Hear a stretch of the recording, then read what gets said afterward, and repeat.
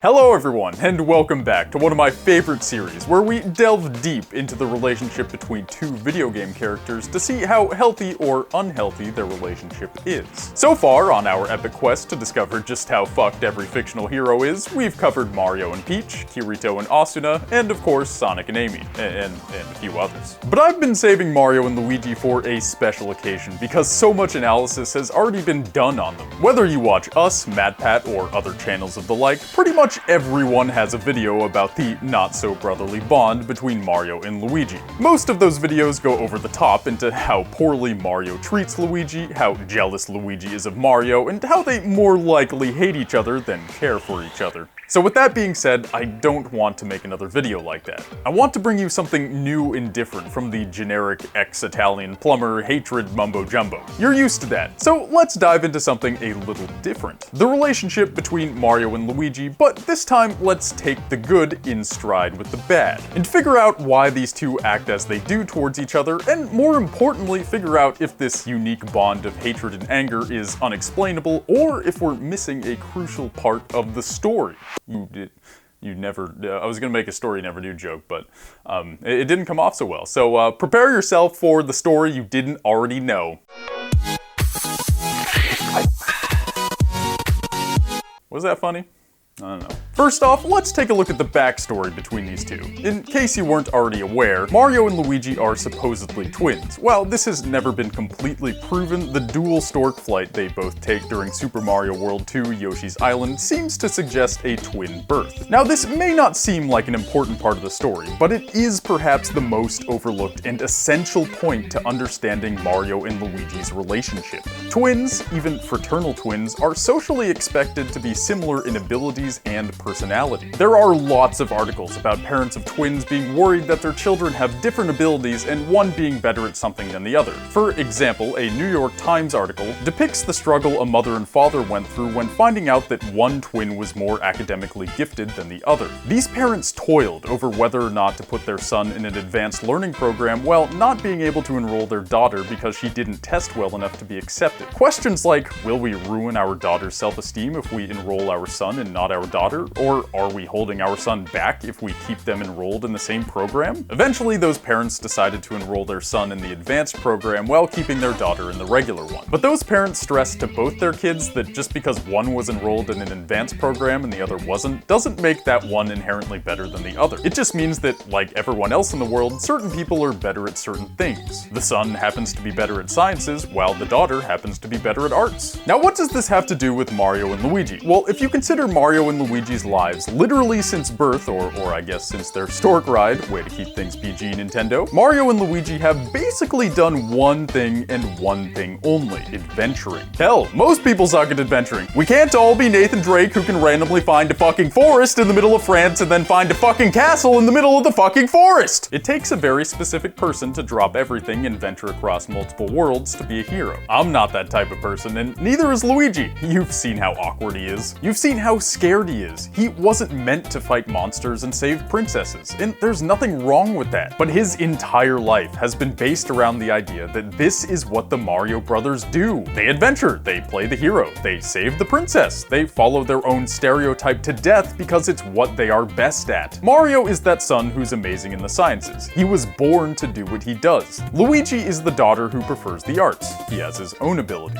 But they aren't being utilized because he's doing something that doesn't play to his strengths. I'm sure this is something you can all relate to. How many people have siblings, or friends for you only children, who are better than you at something? Everyone does, but that doesn't make your sibling a better person or more worthy of love and respect. Yet, sometimes you still feel subpar compared to your brother or sister. Now imagine having that feeling cemented into your brain, day after day, year after year, by everyone around you. Everyone in the Mushroom Kingdom loves Mario. Everyone praises him for his heroism. And while Mario is in the limelight, Luigi is always seen as second best, the sidekick, the second player. He lives in Mario's overwhelming shadow. For years, Mario has been getting his head filled with praise and glory, and over time, that can have a negative effect on a person. Look at any celebrity that you might refer to as Dildo Douchebaggins. Certain people, when peppered over and over with love and fame and admiration for years on end, can let it go to their head, inflating their ego to the size of one of the slow-mo guy's water balloons. Equally Similarly, in the opposite direction, if you're constantly being compared to your glorified brother, you'd probably find your self-esteem extremely fragile and low. By understanding this, we're getting closer to understanding the issues between Mario and Luigi. With one brother having an ego that's too big and another having an ego that's too small, a pretty scary power dynamic can form over the years. Since Mario's entire ego is completely based around him being the chosen hero of the Mushroom Kingdom, it would stand to reason that anyone else who could take that role from him would be seen as a threat to Mario. A threat to his fame, his self-esteem, his ego, everything that makes Mario who he is. Inside, there really isn't much to Mario's personality. He's a stoic shell of nothingness held together by his actions and what people think of him rather than who he really is as a person. If his actions are overshadowed and his fame is taken away, Mario would basically have nothing to define himself with. And who's the biggest threat to overshadowing Mario? Who's been on almost as many adventures as Mario? Who has actually saved Mario in the past? Luigi. Mario sees Luigi as his greatest rival, the only threat he has to the fame and heroism he defines himself with. If this idea seems too exaggerated to you, perhaps a similar example will help iron this out. For my anime fans out there, let's do a quick analysis of Bakugo and Midoriya from My Hero Academia. For those of you who haven't seen the show, all you need to know is that almost everyone in this world has some sort of superpower, and because of that, people actually started to have hero careers overseen by the government. Bakugo has a fantastic ability, or quirk as they call it in the show. He can create explosions with his body. Midoriya, however, was born without a quirk, but eventually gets one. Bakugo gets overly competitive and angry with Midoriya. But why? Well, since his quirk developed in kindergarten, people have been telling him since he was 5 that he's going to be a hero, that he's going to do great things, that he's going to save people. Whereas people have never told Midoriya that. He was always told someone without a quirk could never be a hero. So as you'd imagine, Midoriya grew up with low self-esteem, whereas Bakugo grew up with a massively overly inflated ego. And now that Midoriya is starting to grow and gain momentum, Bakugo feels incredibly threatened and now hates Midoriya even more. We're seeing this exact thing with Mario and Luigi. This isn't something I'm making up. It's something that happens when a person's entire being is based on their ego and what others have told them. Now, does this mean that Mario isn't at fault for how he feels towards his brother? Well,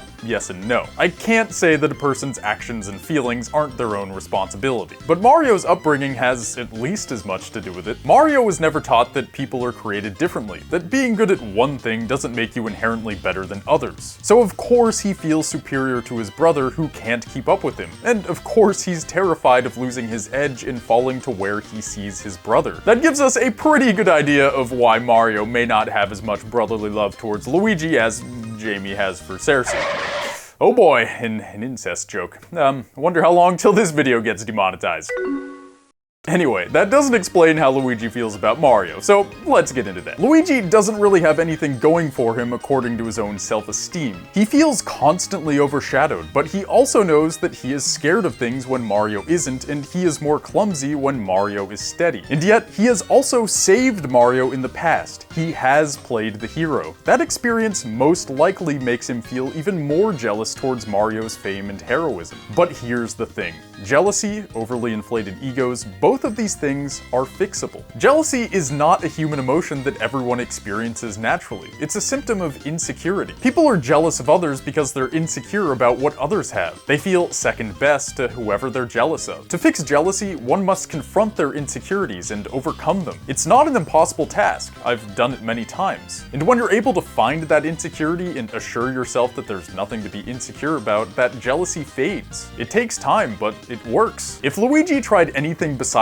exploring and adventuring, he may very well find that there's plenty of things he's better at than Mario. By finding the truth within himself, that he's not an adventurer, but he's perfectly capable of many other things, Luigi will find his self-esteem start to lift and heal. That's why we have so many possible career options. Everyone is made differently and can excel in different areas, and no one area is better than the rest. If Luigi just tried something else and found something he was passionate about, that he enjoyed, that wasn't tied to his brother, he may find that insecurity insecurity of living in Mario's shadow disappear, and his jealousy of Mario's adventuring with it. If he could do that, we may be able to solve the issues between these two brothers. Now, Mario's inflated ego is another issue. When I compared it to the slow-mo guy's giant balloons, that analogy had two parts. One was the massiveness of the balloon, but the other is that it will eventually pop. Mario's ego can't possibly stay inflated forever, and when it does pop, he'll end up falling into a downward spiral of depression and loneliness. When all your friends are with you because of what you do and not who you are, how can you expect them to stick around long term? That eventual pop may destroy Mario, but it will also give him a chance to start over, to realize that Luigi is not his enemy. And here's the thing, that ego deflation may come from seeing Luigi happy and no longer stuck in Mario's shadow. The life-shattering realization that Luigi could actually be better than him may throw Mario for such a loop that he'll have to rethink everything he's ever known about himself. If life isn't about being better than others, then what is it about? That's the question Mario will have to answer, and if he can come to a realization, then there may be a chance for these brothers to reconcile their differences. You see, if Mario blames Luigi for his ego breaking, that will turn their already rocky relationship into something that will probably be impossible to heal. However, if Mario is able to see the flaw in how he's lived all these years, if he can finally understand that people are not meant to be judged against each other, and that people are all different and not inherently better than one another, then perhaps these two brothers can heal the damage that's plagued them since their stork ride all those years ago. But of course, this is just my take on Mario and Luigi's relationship. What do you think? Do you think my analysis was a bit over the top, or was it pretty spot on? I actually might think it was a bit over the top if it wasn't so common for this to happen between siblings and twins and all that jazz. Let me know what you think! And to all you people who come back video after video to see what I have to say, you're the reason we keep making content. So thanks so much. I really can't thank you enough. It's awesome. And if you're new to the channel and like what we do here, hit that subscribe button, and of course hit that bell notification button so you get notified as soon as we release new content. I'm Grant, and thanks for hanging out. I'll see you all in a few days. Bye everyone!